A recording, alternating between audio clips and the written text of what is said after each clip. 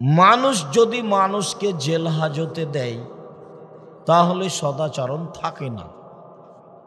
মানুষ যদি দল সংগঠন করে আরেকজনকে অপমান করার চেষ্টা করে, খাটো করার চেষ্টা করে, তাহলে তার ভিতরে সদাচরণ থাকবে না।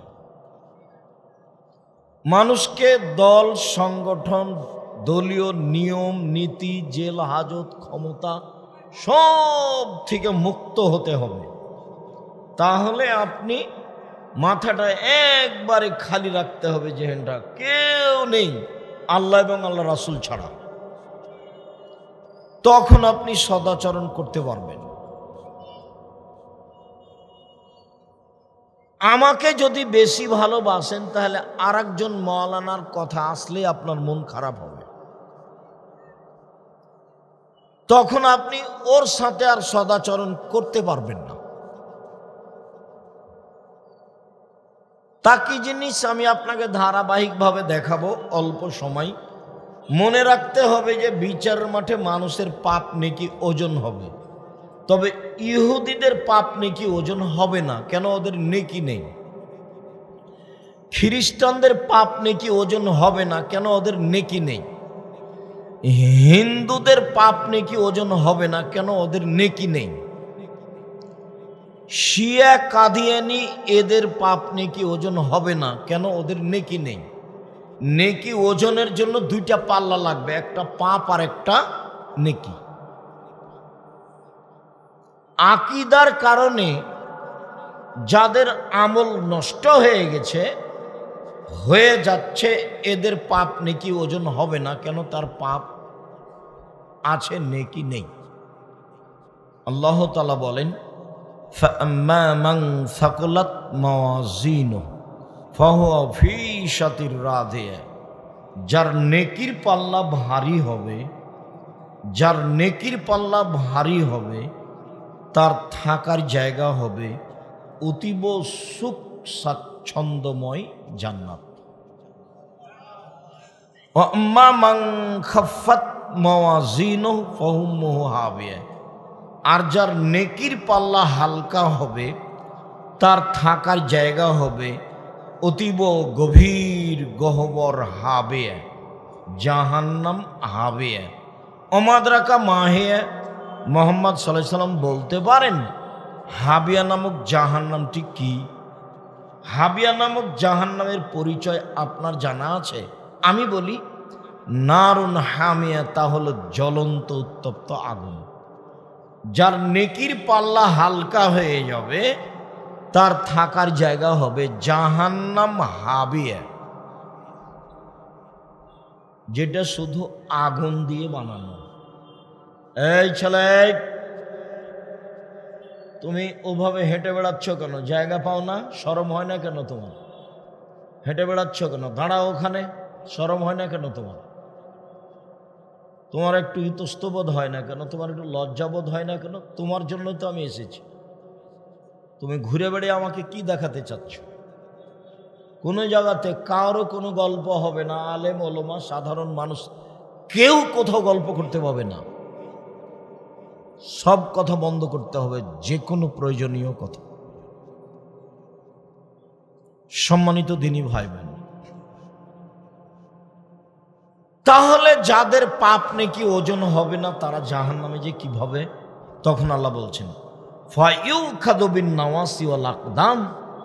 ওদের হিন্দু, ইহুদি, খ্রিস্টান, শিয়া, কাদিয়ানি যাদের আকীদা নষ্ট হয়ে গেছে, ওদের মাথার সম্মুখ ভাগ এবং পা ধরে জাহান্নামে নিক্ষেপ করা হবে। ওদের ওজন নেই। এইবার সদাচরণ শুরু হলো। মহান আল্লাহ বলেন, ইদফা বিল্লাতি হে আহসান। মুহাম্মদ সাল্লাল্লাহু আলাইহি সাল্লাম চলার জীবনে, কথার জীবনে, যখন আপনি কারো সাথে কথা বলবেন, প্রতিপক্ষ যা বলেছে আপনি তার চেয়ে সুন্দর বলবেন, তার চেয়ে উত্তম বলবেন, তার চেয়ে যেন আপনারটা খারাপ না হয়, তার মতো যেন না হয়, তার চেয়ে ভালো হতে হবে। তার মতো যদি হয় তবু আপনি ভালো নন। ও যা বলেছে তার চেয়ে ভালো হতে হবে। আজকের পরে যারা সামনে আছেন, আজকের পরে আর কোনো দিন মানুষের সামনে ক্ষমতা দেখিয়ে, দলীয় দাপট দেখিয়ে, একেবারে মিছিল বের করে, মানুষকে অপমান করে, খাটো করে 1 মিনিটে বেঁচে থাকার চেষ্টা করবেন না। ফেরাউন ডুবে গেছে 1500 বছর পরেও, আর আপনাদের নেত্রীর বয়স ছিল মাত্র 45 মিনিট।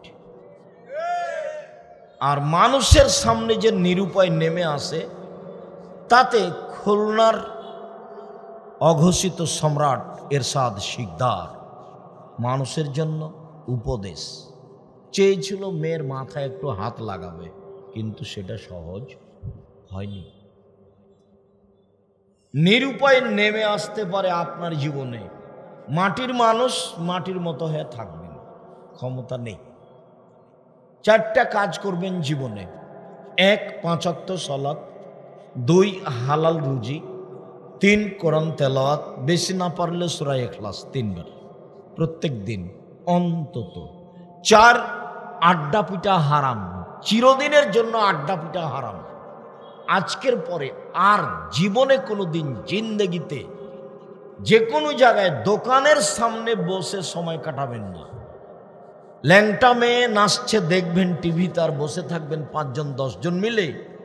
আচ্ছা, যখন ল্যাংটা মেয়ে নাচে আর আপনি বসে থাকেন, মাথায় টুপি থাকে, তখনও কি আপনি মনে করেন আমি ভালো মানুষ? আমি মনে করি তখন আপনার এই চরিত্র কুকুর শ্রীরের মতো, গরু ছাগলের মতো, পশু প্রাণীর মতো। আপনার এই চরিত্রকে যদি আমি কুকুর শ্রীরের মতো প্রমাণ করতে না পারি, আমি আব্দুর রাজ্জাক বিন ইউসুফ বক্তব্য দেব না। আর ওখানে না বসে চলে, আমার জীবনে কোনোদিন আমি চায়ের স্টলে বসিনি, জীবনে কোনোদিন বসিনি, বাজারে তো যাই না তেমন। আর আমাদের বাসা ভ্যানিটি ব্যাগ তো প্রশ্নই আসে না। আল্লাহ আপনার চলে না কেন তা আমি বুঝি না, কেন চলে না? আপনার বউ ভ্যানিটি ব্যাগ নিয়ে সাতক্ষীরা বাজারে যায়, কলরোয়া যায়, কেন যায়? ওর স্বামী মরেছে, ওর দেবর মরেছে, ওর ভাসুর মরেছে, ওর বোনের ছেলে মরেছে, ওর ভাইয়ের ছেলে মরেছে, দুনিয়াতে একাই আছে। ওর শরম হয় না, হায়া হয় না, লজ্জা হয় না? ভ্যানিটি ব্যাগ হাতে করে ফ্যাশন বোরকা পরে কোথায় যাও তুমি? এই মেয়ে, কোথাও যাও? কোথায় যাও তুমি? তোমার লজ্জা হয় না? তোমার শরম হয় না? তুমি নিজেকে মেয়ে মানুষ মনে করো না? তোমার বাপ নেই? তুমি তোমার বাপকে আজ থেকে বলিও সৎ বাপ। তোমার বাপ তোমাকে ঠেকায় না কেন? তুমি আব্বা বলিও না, বলিও চাচা, বলিও সৎ বাপ বলিও। তোমার বাপ যে আছে, তো তুমি এভাবে গেলে কি করে? ও যে বাপ, এইটা একটু পরে প্রমাণ করবো যে আসলেই বাপ কিনা ইনশাআল্লাহ। সেটা সদাচরণের মধ্যেই আছে। আল্লাহ তাআলা বলেন আমাদের নবীকে, ওয়াজাদিলহুম বিল্লাতি হিয়া আহসান, মুহাম্মদ সাল্লাল্লাহু আলাইহি ওয়াসাল্লাম, যখন আপনি কথা বলবেন তর্ক বিতর্কে, বাক বিতণ্ডে, তখন প্রতিপক্ষ যা বলেছে আপনারটা তার চেয়ে সুন্দর হতে হবে। কোনো সময় মুখামুখি হতেও হতে পারে, তখন আপনি যা বলেছেন ওরটার চেয়ে আপনারটা কি হতে হবে? ভালো হতে হবে।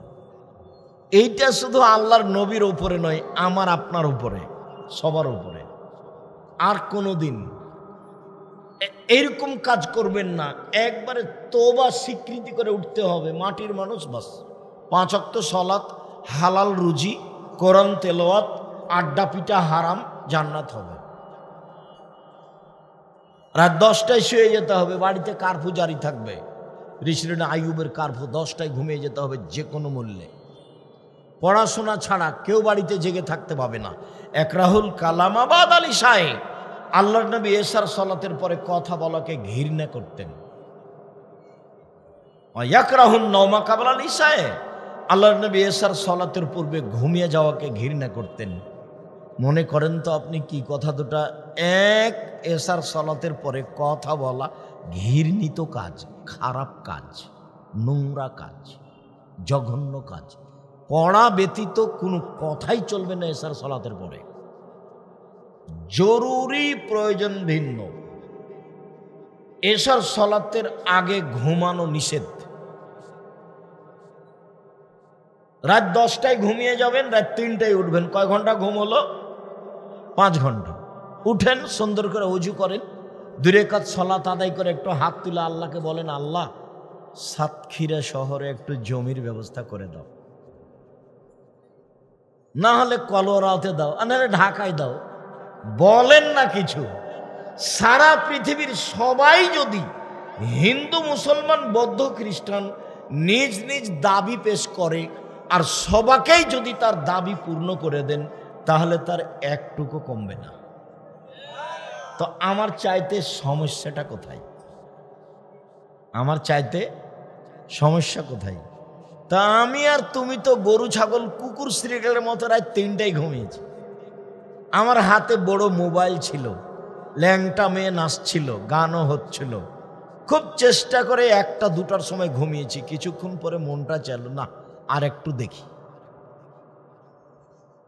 ঘুম বাদ দিয়ে দেখতে সকাল হয়েছে। তো এ কি আর ভোর রাত্রে উঠে 2 রাকাত সালাত আদায় করবে? এ কি আল্লাহকে বলবে? এর জীবনটা হলো কুকুর, শ্রীগালের মতো, পশু প্রাণীর মতো। বুঝে না ওরা, অন্তর আছে, বুঝে না, বুঝা দরকার। দেখে না ওরা, চক্ষু আছে, দেখে না, দেখা দরকার। শোনে না ওরা, কান আছে, শোনে না, শোনা দরকার। উলাইকা কালা আনাম, তারা পশু প্রাণীর মতো, তারা গরু ছাগলের মতো, তারা কুকুর শ্রীগালের মতো। বালহুমাজাল, বরং তার চেয়ে খারাপ। আল্লাহ মানুষকে বলছেন, আপনাকে আর আমাকে বলছেন। কি দিয়ে বুঝাই আপনাকে আমি? সদাচরণ ভুলে যেতে পারি, তাই আগে একটু বলে রাখি সদাচরণের বাস্তবতা কেমন। বেশ কিছু হাদিস আছে বলবো, তো আমি বাস্তবতা একটু দেখিয়ে যাই, ইনশাল্লাহ বলবো।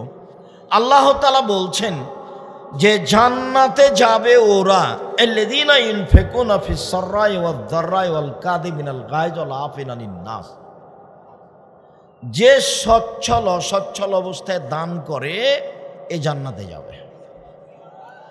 2 ওয়াল কাযিমিনাল গায়জ, রাগকে দমন করে, রাগ দেখায় না কাউকে, বউকে নয়, বেটিকে নয়। বউকে রাগ মানে তালাক, বউকে রাগ মানে তালাক। আর এই মহিলা মানুষকে আমি বলি, এদিকে শোনেন, এই খালেদা, কথা বলছো কেন? এত বলছি তবু তোমার একটু শরম হয় না? মুখখান বন্ধ করো। আর একজন কেউ যদি গায়ের উপর দিয়ে চলে যায় তবু তুমি মুখ খুলবে না, মুখখান বন্ধ রাখো। কয়েকটা জিনিস দিনী বোন আপনাকে একটা কথা মনে রাখার জন্য জানাই, জীবনে কোনোদিন অভিমান করবেন না।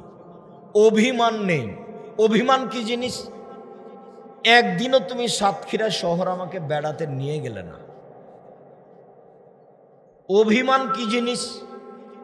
আব্দুর রাজ্জাক সাহেব কতদিন বললেন বাংলাদেশের সবচেয়ে বড় প্রতিষ্ঠান জামিয়া সালাফিয়া, আয়াতনে, শিক্ষক সংখ্যায়, ছাত্র সংখ্যায়, শিক্ষা মানে দেশ বিদেশে একেবারে ভিন্ন ধরনের প্রতিষ্ঠান, যেটা জামিয়া সালাফিয়া রূপগঞ্জ নারায়ণগঞ্জ, সেটা প্রায় এখন 100 বিঘা জমির উপরে। সে পূর্বাচলের 21 নম্বর সেক্টরের সাথে লাগা, যেখানে একটা মসজিদ তৈরি হচ্ছে 2 একর জমির উপরে, 200 শতক, 6 বিঘা জমির উপরে প্রায়। যেটা রাজশাহীতে আছে সেটা প্রায় ছেলের অংশ 40 বিঘা জমির উপরে। যেটা মেয়েদের রেডি হচ্ছে সেটা 77 বিঘা জমির উপরে, যার 40 বিঘা খালি পুকুর আছে। যেটা দিনাজপুরে সেটা 20 বিঘা জমির উপরে, ছাত্রছাত্রী 5000-এরও বেশি, শিক্ষক 300-র বেশি আছে। সৌদি আরবের আছে, ইন্ডিয়ার আছে, বাংলাদেশের আছে। বেতন লাগে প্রায় 40 লক্ষ মাসে। কিভাবে চলে তা আমার জানা নেই, তবে দেখতে পাচ্ছি চলছে আলহামদুলিল্লাহ। কিভাবে চলে আমি সেটা আমিও বুঝি না। আমি তো কচুর পাতার পানি, না এইখানে না ওইখানে। কচুর পাতার উপরে পানি থাকে, তখন একটু বাতাস আসলে কেমন করে, টলমল করে। আমি তো কচুর পাতার পানি, না আমার ভিত্তি আছে না কিছু আছে। শূন্যের উপরে আছে জামিয়া সালাফিয়া, আল্লাহর বিশেষ দয়া। জামিয়া সালাফিয়ার রসিদ বহি বাইরে ব্যবহার হয় না, কোনো শিক্ষক আদায় করতে পাবে না, আদায় করা নিষেধ। বেতন পাবে 25 তারিখ থেকে 1 তারিখের মধ্যে, ইনশাল্লাহ পাবেই। কিভাবে চলছে প্রতিষ্ঠান তার ভাববার প্রয়োজন নেই। তুমি একদিন আমাকে জামিয়া সালাফে দেখতে নিয়ে গেলে না, এর নাম অভিমান। তো 3-4টা যখন অভিমান করেছে, একটা যখন হয়নি, তখন শয়তান তাকে বলছে, আপনার স্ত্রীকে, এই মেয়ে শোনো, তোমাকে বলছে, দিনী বলুন শোনেন, আপনাকে এখন শয়তান বলছে, তোর স্বামী কোনো কথাই শোনে না, তোর স্বামী কোনো কথাই শোনে না, তুই বল যে তোর ভাতই খাবো না, তোর সাথী থাকবো না। তখন বলে, তুই ভাত খাবি না, যা, তো তুই তালাক দিয়ে দে, তালাক দিয়ে দে, তো তালাক দিয়ে দে না, তোর বাড়িতে একটুকু থাকবে না, তো যা যা, তোকে তালাক দিলাম, যা 100 তালাক, 1000 তালাক, যা যা যা। তো যখন 1000-1000 তালাক হয়েছে, তখন শয়তান চলে গেছে। ইন্না লিল্লাহি ওয়া ইন্না ইলাইহি রাজিউন। ছেলে মেয়ে যে 3টে আছে, বুদ্ধি 3টে ছেলে মেয়ে যে, তো মৌলানা সাহেবকে জিজ্ঞাসা করেছে, তখন বলছে 1 রাতের জন্য বিবাহ দিতে হবে। সবটাই বিপদ। অভিমান করবেন না, আপনি মহিলা মানুষ, এইভাবে বলবেন, জীবন কাটান সহজ হবে। এভাবে বলেন, আমি সাতক্ষীরার গ্রামের মহিলা, লবণ ভাতেই খুশি, যেভাবে রাখবেন সেভাবে থাকবো, মোটা কাপড় দিলেও খুশি, চিকন কাপড় দিলেও খুশি, আমার কাছে উভয় সমান, জীবনে কোনোদিন আপত্তি করব না। কেন তুমি একটা চিকন কাপড় দিলা না? আমি আপনার সাথে থেকে আপনার সেবা করে দুনিয়া থেকে বিদায় নিতে চাই, অভিমান ছাড়াই কোনো প্রকার অভিমান থাকিবে না। এখন আর শয়তান কাজ পাবে না, সুন্দর হয়ে ধীরে বোকা সেজে শয়তান চলে যাবে, তালাকের কথা আর হবে না। আর আপনাকে বলি, মুখ খারাপ করলেই কি তালাক বলতে হয়? আর কিছু পান না? খুব খারাপ লাগলে 2 লাঠি মারেন। আজকের কথায় 2 নম্বর, রাগ নেই, রাগ মাটি, জান্নাত হবেই। 3, ওলা ফিরান না, শুধু মাপ করলাম, ছাড়, শুধু ছাড় দিতে শিখতে হবে। দুনিয়াতে দিন যত যাবে ছাড় তত কমে যাবে। সবাই বলবে ওকে দেখে নিব, ও বলবে ওকে দেখে নিব, এটা মানুষ বলবে। আল্লাহ বলছেন ছাড় দাও, ছাড়, মাফ করতে শিখো, যা বলেছে বলেছে, মাফ করো। আমাকে যখন কেউ গালি দেয়, গালি দিতে দিতে যখন থেমে যায়, তখন আমি মনে করি যে ওর মোবাইলের টাকা মনে হয় শেষ হয়ে গেছে। তো আবার আমি রিং দিয়ে বলি, ভাইজান গালি হতো বাকি আছে, যা আছে দিয়ে নেন। কই ভুলেও কোনোদিন আমি তার নামটাও নি না। 90 সাল থেকে মাঠে আছি, 90 সাল থেকে মাঝহাব নিয়ে কোনোদিন একটা বাক্য বলিনি, মানুষকে নিয়ে একটা বাক্য বলিনি কোনোদিন। মানুষজনকে খাটো করা, অপমান করা তো বহুদূরের কথা। 1, দান, বাস জান্নাত। 2, রাগ মিটিয়ে দিতে হবে, বেশি রাগ হলে শুয়ে যেতে হবে, রাগ নেই, রাগ মাটি হয়ে গেছে। 3, ছাড়, মাপ দিতে হবে, সবকে মাপ করলাম, যা। আপনার ছেলেকে মেরেছে, আচ্ছা মেরেছে, যাক গেলে মাফ করে দিলাম, যাও। মেরেছে, কে মেরেছে রে? দাঁত ভেঙে দিব, এটা হবে না। ক্ষমতা দেখাবেন না 1 মিনিটও, বাস মাটির মানুষ, এসেছি, বয়স একদিন 40, দেখি 60, তারপর দেখবেন নেই। আর একটা মনে রাখেন, আল্লাহ তাআলা আমাদের নবীকে বলছেন, শুনেন, আপনি নরম স্বভাবের মানুষ আল্লাহর দয়া, আপনার স্বভাব কর্কশ হলে মানুষ আপনার পাশ থেকে চলে যেত। 1, ফাফু আনহুম, আপনি মানুষকে মাফ করুন। 2, মানুষ যে আপনাকে গালি দিয়ে পাপ করেছে, এই জন্য আপনি আল্লাহকে বলুন, আল্লাহ, ও যে আমাকে গালি দিয়ে পাপ করেছে, ওটা তুমি মাফ করে দাও। আপনার বিরোধিতা করে যে পাপ করেছে, এটা আপনি ওর জন্য আল্লাহর কাছে মাপ চান। পারবেন? খুব কঠিন, ইনশাল্লাহ বলেন। নইলে প্রতিপক্ষ যদি বিপদে পড়ে, তাহলে আপনি বলবেন ঠিক হয়েছে, উচিত হয়েছে। আমার নিজের চোখে দেখা, প্রতিপক্ষ বিপদে পড়েছে, তখন এই পক্ষ গরু জবাই করলো, গরু জবাইটা আমার নিজের চোখে দেখা। আর 2 ভাইয়ে গন্ডগোল লেগে ঢেকি কেটে ভাগ করে নিয়েছে। ঢেকি এটা আমার নিজের চোখের, এই দুটো ঘটনা আমার নিজ চোখে দেখা।